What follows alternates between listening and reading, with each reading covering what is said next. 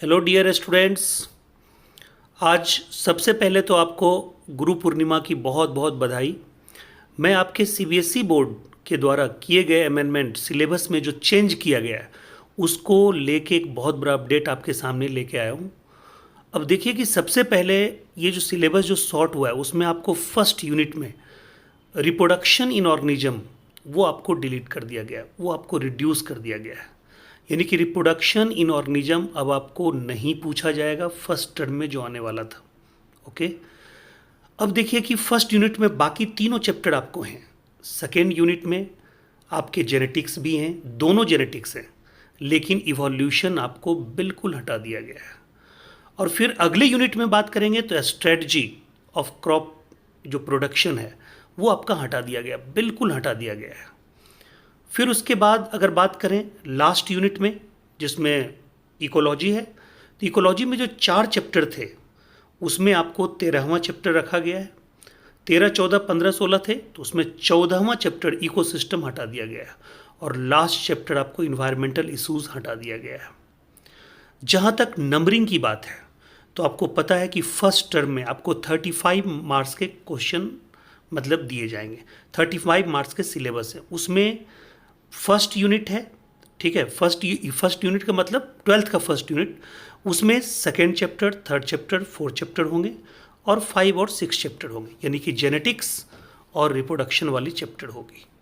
और जो आपको सेकेंड टर्म में एग्ज़ाम है उसमें आपको चैप्टर 8 यानी कि जो ह्यूमन वेलफेयर है, ठीक है, यानी कि माइक्रोब्स इन ह्यूमन वेलफेयर वो आना है और ह्यूमन हेल्थ एंड डिजीज़ आना है। उसके बाद बायोटेक्नोलॉजी दोनों चैप्टर आना है और इकोलॉजी के 2 चैप्टर आने हैं, यानी कि 6 चैप्टर का एग्ज़ाम आपको सेकेंड टर्म में है और 5 चैप्टर का एग्ज़ाम आपको फर्स्ट टर्म में है। बाकी आपको चैप्टर डिलीट कर दिए गए हैं। ओके, तो ये आपके लिए बहुत ही खुशी की बात है, उसी के अकॉर्डिंग आप फॉलो कीजिए सब कुछ, ठीक है। अब देखिए मैं आपको पहले बता चुका हूँ उसमें एग्ज़ाम पॉइंट ऑफ व्यू से, फिर से आप समझिए।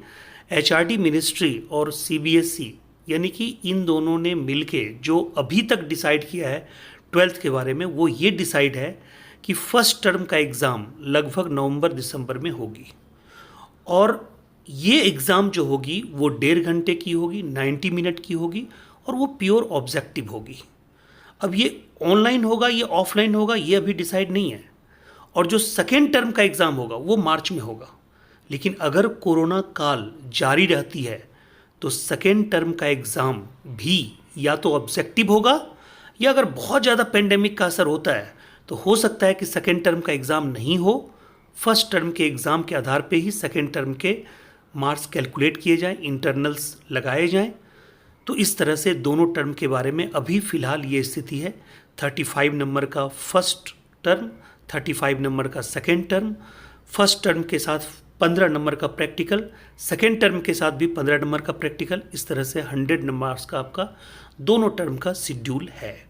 तो फर्स्ट जो शेड्यूल है, फर्स्ट टर्म का जो शेड्यूल है प्योर ऑब्जेक्टिव है और सेकेंड टर्म अगर कोरोना नहीं होता है तो सब्जेक्टिव पूछा जाएगा, शॉर्ट वाले, लॉन्ग वाले। अगर कोरोना ख़त्म होता है, ये अगर कोरोना ख़त्म होता है तो, नहीं तो ऑब्जेक्टिव ही होंगे, उसी आधार पे मार्क्स दिए जाएंगे फर्स्ट टर्म के आधार पे। Thank you so much.